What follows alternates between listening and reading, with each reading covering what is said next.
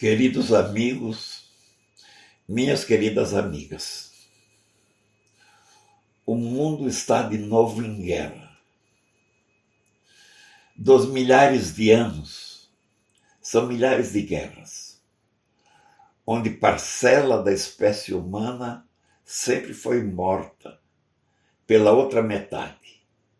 E apesar da evolução ou do progresso da espécie humana ou das civilizações, parte da humanidade, ou os que exercem ou se apoderam do poder sobre ela, não se convenceram ainda do crime que cometem contra a vida, contra a dignidade das pessoas, das famílias, dos grupos humanos e da civilização. Enquanto isto, seja Putin na Rússia, ou seja Netanyahu em Israel, representam neste momento os que na história da humanidade encharcaram a história dos homens como sangue fratricida.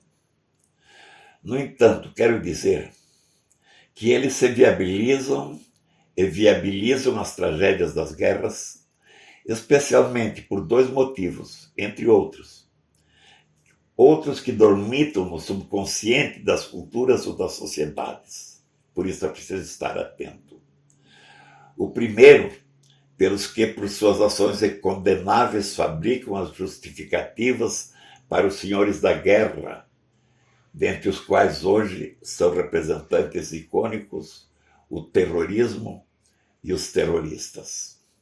O segundo motivo, pela cumplicidade da própria sociedade, que frequentemente age ou se manifesta pelo apoio aos senhores da guerra, ou pelo alienação dos que sabem por desconhecer os horrores da guerra e seus crimes contra a humanidade, ou contra as pessoas individualmente, alheios aos horrores dos que a promovem, os senhores da guerra.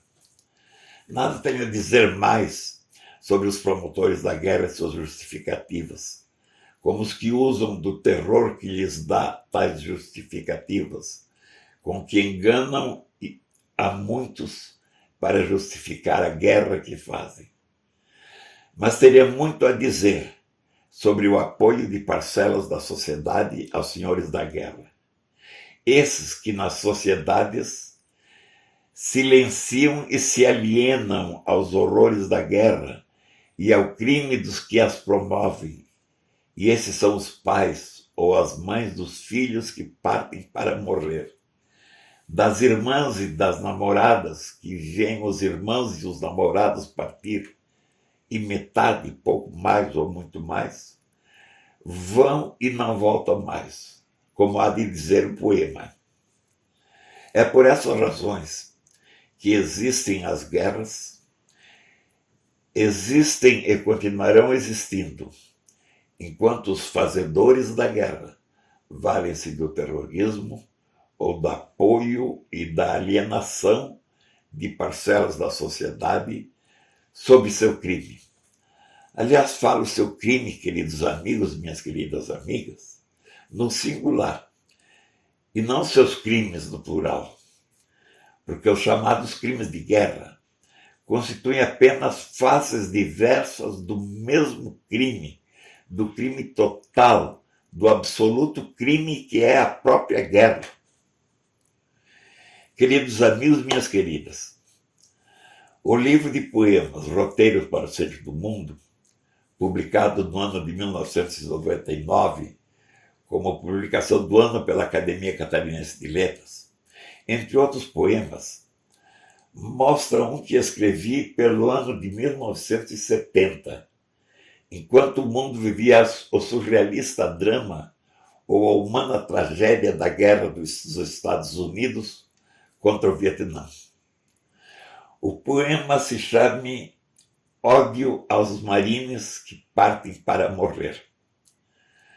O poema se refere a um momento de alienação de parcela da história dos Estados Unidos, mas poderia ser transferido hoje para a sociedade russa de Putin ou hebraica de Netanyahu, ou antes alemã de Hitler ou italiana de Mussolini, ou continuando a percorrer a história, a sociedade francesa de Napoleão, ou a sociedade da Macedônia de Alexandre o Grande, e a tantas sociedades alienadas e alienantes sociedades de tantos outros criminosos, fazedores das guerras, que ensanguentaram a história dos homens.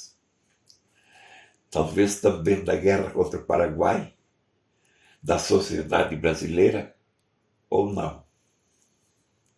Eis o poema. Ode aos marines que partem para morrer. É uma rotina que esconde atrás dos rostos a tragédia feita espetáculo das telas de televisão, mostrada como exibição de abraços, lágrimas e beijos, de acenos e adeus. São os marines que vão mandados à árdua missão de policiar o mundo para morrer ou matar, em nome da liberdade. E de outras razões de menor dignidade, mas escondidas sempre, ou quase sempre, por trás dos rostos feridos. Freedom, my country and my petróleo. Adeus aos marines da liberdade, enviados para matar ou morrer nos desertos da Arábia, nas selvas do Vietnã ou na Baía dos Porcos. Adeus entre beijos e abraços, e lágrimas derramadas no cais dos portos, nas pistas de voo e nas partidas de porta-aviões e dos caça-bombardeiros X-15, ou de semelhantes códigos cabalísticos, como se fossem a besta do Apocalipse, com seu número fatal. Adeus morrendo em gotas de lágrimas dos rostos dos pais, porque os filhos vão partir, vão lutar e talvez vão morrer. E como dói o talvez, de geração em geração, porque vão e não voltam, a metade ou até mais, não voltam nunca mais.